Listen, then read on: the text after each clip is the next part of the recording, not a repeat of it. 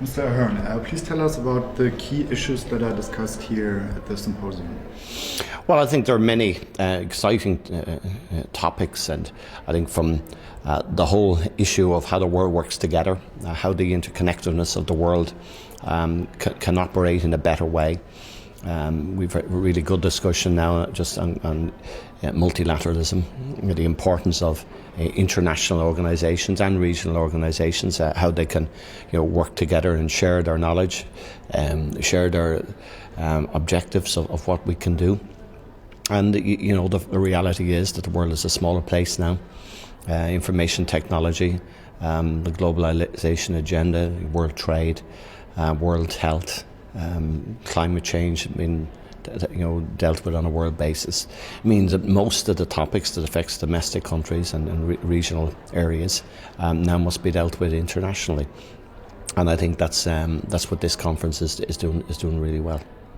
The term soft power is a very important one in the cultural diplomacy movement. Do you see the use of soft power threatened by the ongoing crisis in Europe?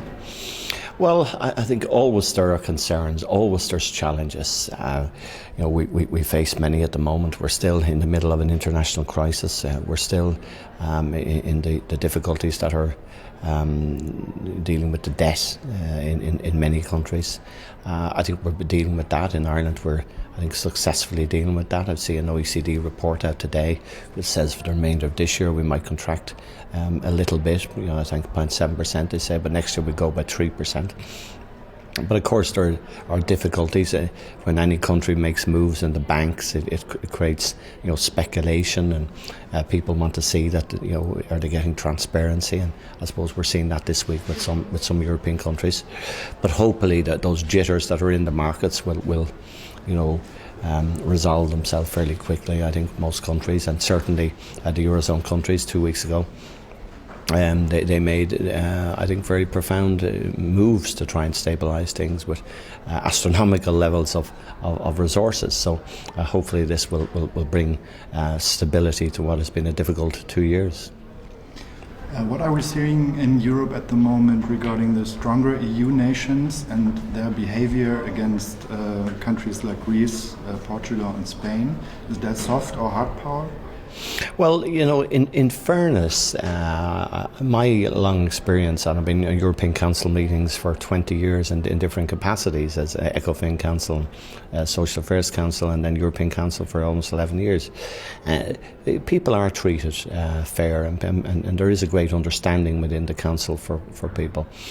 But member states also have to show their mettle. They have to show that they are prepared to do things domestically that are not popular, that can win the respect of the markets and win the respect of the international community.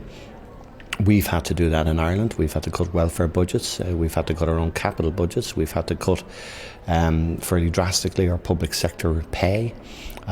We've had to deal with tax issues, and we've had to take away many benefits.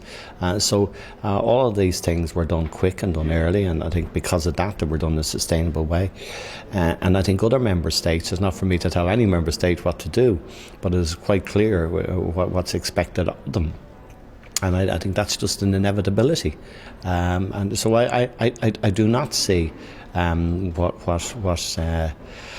come out of ECOFIN ministers, or what's come out of European Council, or what's come out of the Eurogroup in recently as being unreasonable. Talking about Afghanistan, which is also an issue here at the conference, what do you think can be done to stabilize democracy in Afghanistan? Well, I think tomorrow's debate will be good because we have a number of experts who have specialised in this area. But I think the Obama administration and now the new British government, are showing by their presence, by their ability to and willingness to put in large numbers of the efforts they're putting into technical and educational training, that are prepared to try and stay the long haul and try to bring stability to Afghanistan. This is necessary. I mean, the conflict has gone on for generations, but the immediate difficulties have gone on for almost a decade now. And we know that it does require a large military effort, but also requires a huge training effort and a huge civic society effort. Will these things be successful? Let's hope they are. I mean, I don't think anyone can have certainty, but I mean, I do admire the willingness of the major countries to try to bring this bring stability to this country and this region. Last question. A couple of years ago, you reached a Good Friday Agreement together with Tony Blair. In what way did you use soft power to achieve that? Well, it was the power of persuasion. It was the power of trying to negotiate every single issue, to try to find fair compromises, to try and convince people that if everybody giving a bit rather than everybody taking a bit was the way to move forward. I think it certainly was soft power. It was patience. It was understanding. It was listening and gentle persuasion, not force. To stop the military conflict, to stop the problems that had gone on and the civil unrest. And thankfully, as we are now, 12 years on exactly from the time the people voted in the 22nd of May 1998, we are without conflict. We are in a peaceful society. Yes, there is a small minority who still harbour their intentions to have mischief and create troubles, and they're small in number, but as we all know, terrorism can be very effective from their point of view with small numbers.